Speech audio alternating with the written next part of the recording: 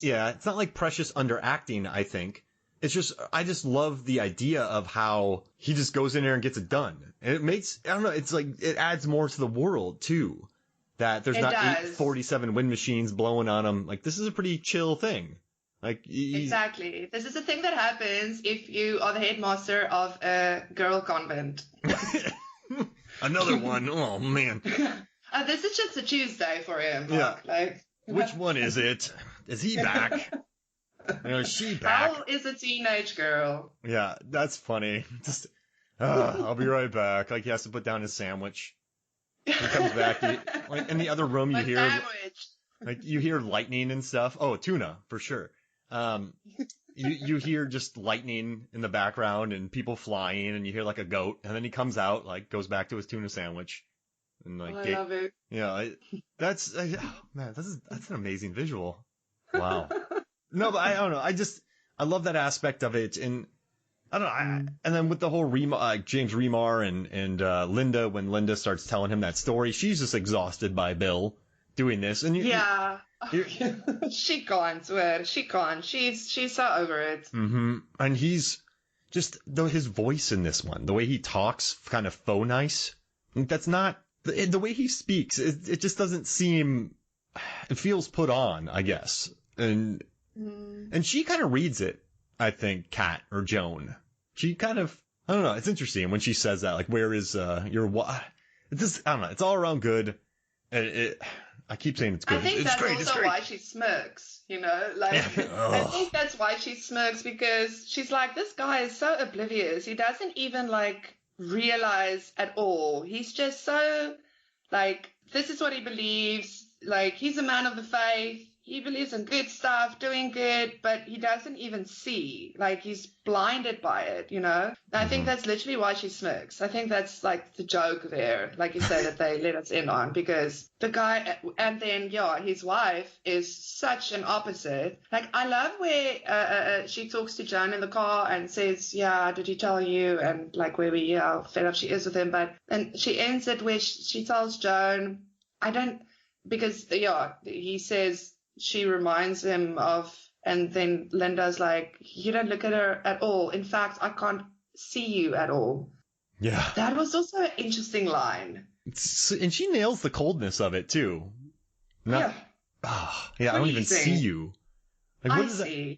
Imagine you're in the back of a car and someone says that to you. Like, that's the one line that I can't, what do you think she means by that? Ooh. That's the one line I'm not sure about. So he seems to do this a lot. So he seems to see this. She doesn't. So I don't even see you. Well, like, maybe it's a thing where, like, Bill, the dad, sees his dead daughter in, like, every girl about her age, even though they look nothing like her. And Linda doesn't even see her at all, because maybe that's not where she's looking, I guess. I guess you can explain it like that. Oh. Yeah. Thanks, Mark. Yeah, nailed it. You're welcome.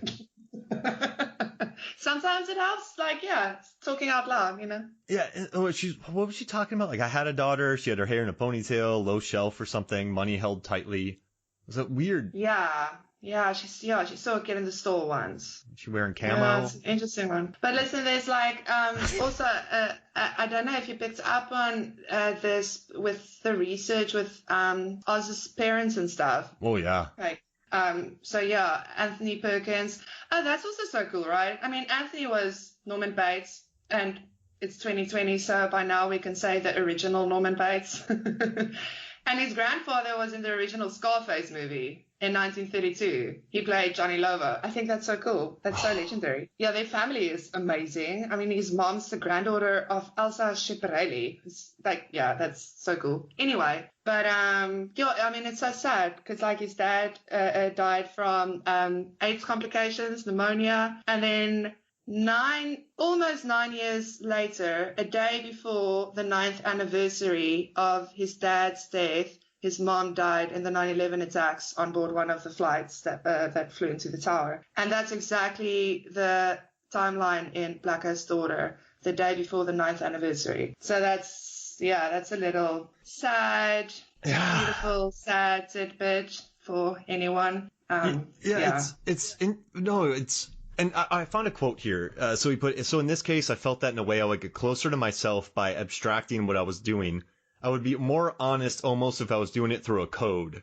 So he's talking about his loneliness and like losing his parents. So he's like, I felt like using a genre element would keep me more connected to the story in a strange way, and having characters of the other gender was another way of getting at it abstractly. Maybe that's counterintuitive, but it works for me because I knew what I was doing. It wasn't directly on the screen, but my intention was pure behind it all. He was working through some stuff with this movie.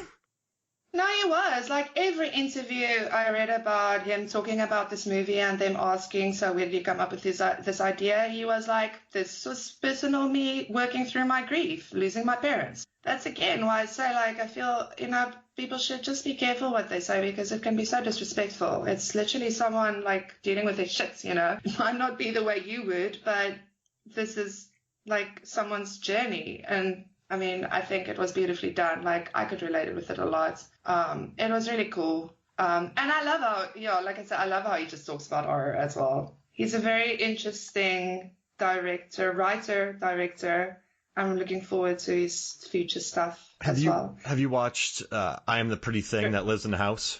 I did, actually. I watched it yesterday. I like it. Yeah, I love the cinematography. Really, like, beautiful cinematography. Yeah, I think Ruth Wilson gives a good performance. Like, Lucy Boynton's back, so that's good. Yes. He definitely. And then he did the Gretel and Hansel movie. Hansel. Yeah. What did you think of that? I liked it. Yeah, I dug it. Like a lot of triangles, but no. Yeah. I don't know. What's the word? He uses this kind of abstract, but it always feels straightforward to me. It's weird. It's like abstract straightforwardness. I appreciate that. I think sometimes when directors make things way too abstract, I don't think they know what they're doing. I don't. I just think so. I think he's really found his kind of niche, and I think he said he wants to do other movies. He doesn't want to just specifically do horror. I know, and I'm like, why?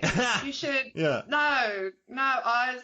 We want you to do more horror. You're so good at it. And you're right with the abstract stuff. You can really like see when it's more ideas than them actually knowing what they want to say or what they want to do. Oz's work doesn't feel like that. Like, it comes from a very rooted place. Like, it feels very solid. Yeah, and you know what's kind of wild, right? This was his first movie that he directed. Yeah. And he got these performances from, I mean, he was definitely, I think he was I don't think. He was an actor beforehand. He was in Legally Blonde, another teen movie, like Psycho 2. Mm-hmm. So I think he maybe understood actors a little bit more. But yeah. He kind of talked about how, like, he said Emma Roberts is super intelligent, very sophisticated, and she's like, she understood everything from the beginning. And she's like, he surprised me with her retention and intention. And he said Shipka, he's like, she had this incredible capacity for darkness and an unbelievable capacity for sadness, which I agree wholeheartedly on both accounts. She's amazing. I love her. I love Shipka. She was so good. And he said that she was able to see everything clearly that I was describing. And he's like, I didn't have to tell her to do anything. I just told her what was happening with Kat, what she was seeing, and then she could pull that off. I mean, in this movie, the stuff she does with her eyes, and it, like, once again, it never feels like acting. It never feels precious or like precocious or someone struggling to, the director told me to look at this wall for 30 seconds, so I'm going to do it. It always feels, there's a lot there. And it just shows the kind of trust, I think, that they had in him and he had in them. I mean, for a first-time director, like, he had written and stuff, but these are good performances for a first time. I mean, Emma surprised me. Like, this is the best I've seen her, really. Like, I mean, she's good. I can't really say I'm a big fan of, like, most of the stuff that she's done, but, I mean, she's a good actress, but she was really good in this. This was like a level I've never seen her. It was really very good. Oh, gosh. And then I keep talking about how much I love this movie, but no, I don't know.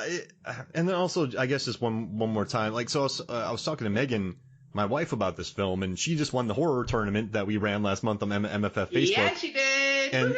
And this movie was on her team. And I was really surprised to see how many people loved it. Like, there were people calling it a modern classic. Yeah. And she won, like, I don't know, people were really into it. And I kind of asked her, because Megan's not really a fan of horror. Like, she loves Dr. Sleep and The Descent, Ready or Not, stuff like that.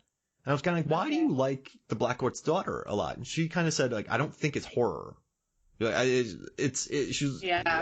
think they lumped it in it because of that, but there's so much more to it. I mean, just the atmosphere, the acting, the shots, the little touches. And so it's not cheap. It's not cheap in kills. It's not cheap in like, plot and making everything too abstract. But yeah, I mean, we really took to this movie watching it, but it's pretty bloody and it's pretty, it goes to some dark places. The stabbing scenes are very, like, real and visceral. Yeah, the stabbing, it's some good stabbing. Some horror A+ stabbing. A+ stabbing. This one. It's just, I don't know, but it was interesting kind of hearing her say that as a fan of not horror. I think this can speak to people as well, because like you said, he used it as a Trojan horse to get in themes of loneliness. And exactly. I mean, he said, like, at the end of the day, it's a sad story about a girl who lost her parents. And, like, he felt like he could write it like that, but, like, why? He could explore it so much more in the horror genre. And I agree. I think if he did it differently, I don't know if it would have had all the power that it did, because this was very powerful. And like using religious horror and like possession horror, those kind of like themes or styles within the horror genre, I thought it like just worked so well. And there's actually another thing that I also wanted to say about when you were talking about how he like works with the actors and the film them. What's like, if you look at his other stuff too, The Pretty Things That Live in the House, Gretel and Hansel, it's never like the actors aren't in the spotlight. You know, it's not the actors and then everything around them background. They almost melt away into the setting. And I love that. I love the way he films like that. I think it's beautiful. Like, the actors are really moving in their space and he's allowing them, and it's just working so subtly and so beautifully. I mean, Pretty Things, like some of those shots are paintings, you know? Mm-hmm. Sorry, I am the pretty thing.